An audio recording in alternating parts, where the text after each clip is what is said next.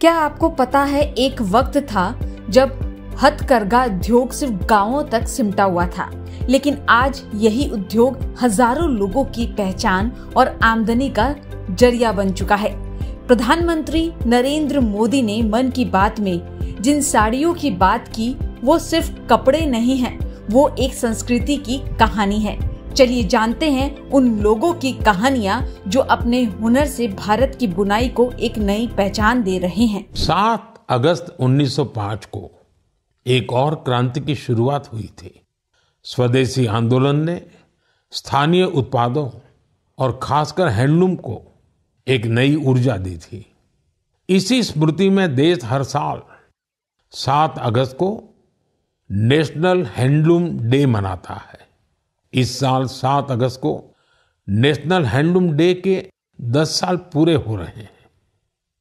आजादी की लड़ाई के समय जैसे हमारी खादी ने आजादी के आंदोलन को नई ताकत दी थी, वैसे ही आज जब देश विकसित भारत बनने के लिए कदम बढ़ा रहा है, तो टेक्सटाइल सेक्टर देश की ताकत बन रहा है।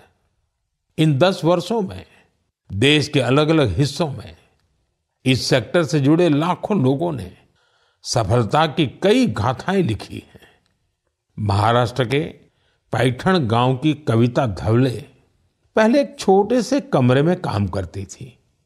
न जगह थी और न ही सुविधा। सरकार से मदद मिली, अब उनका हुनर उड़ान भर रहा है। वो 3 गुना ज्यादा कमा रही है। खुद अपनी बनाई पैठणी साड़ियां बेच रही है। उड़ीसा के मयूरभंज में भी सफलता की ऐसी ही कहानी है। यहाँ 650 से ज्यादा आदिवासी महिलाओं ने संथाली साड़ी को फिर से जीवित किया है। अब ये महिलाएं हर महीने हजारों रुपये कमा रही हैं। ये सिर्फ कपड़ा नहीं बना रही, अपनी पहचान गढ़ रही हैं। बिहार के नालंदा से नवीन कुमार की उपलब्धि भी प्रेरणादायक है। उनका परिवार पीढ़ियों से इस काम से जुड़ा है। लेकिन सबसे अच्छी बात ये कि उनके परिवार ने अब इस फील्ड में आधुनिकता का भी समावेश किया है। अब उनके बच्चे हैंडलूम टेक्नोलॉजी की पढ़ाई कर रहे हैं, बड़े ब्रांड्स में काम कर रहे हैं। ये बदलाव सिर्फ एक परिवार का नहीं है, ये आसपास के अनेक परिवारों को आगे बढ़ा रहा है। साथियों, टेक्सटाइल भारत का सिर्फ एक सेक्टर नहीं है, ये हमारी सांस्कृतिक विविधता की मिसाल है। आज टेक्सटाइल और अपैरल मार्केट बहुत तेजी से बढ़ रहा है और इस विकास की सबसे सुंदर बात यह है कि गांवों की महिलाएं, शहरों के डिजाइनर, बुजुर्ग बुनकर और स्टार्टअप शुरू करने वाले हमारे युवा सब मिलकर इसे आगे बढ़ा रहे हैं। आज भारत में 3000 से ज्यादा टेक्सटाइल स्टार्टअप सक्रिय हैं। कई स्टार्टअप्स ने भारत के हैंडलूम पहचान को ग्लोबल हाइट दी है।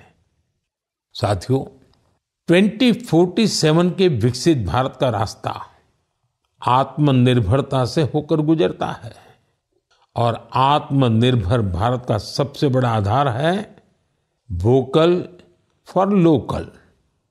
जो चीजें भारत में बनी हो, जिसे बनाने में किसी भारतीय का पसीना बहा हो, वही खरीदे और वही बेचे। ये हमारा संकल्प होना चाहिए। सर का पसीना जब माथे को आता है, वो किसान है जो अपने दम पर फसल को उगाता है। आन है, बान है, शान है, किसान है। किसान इंडिया, चलेगा हल, बढ़ेगा बल।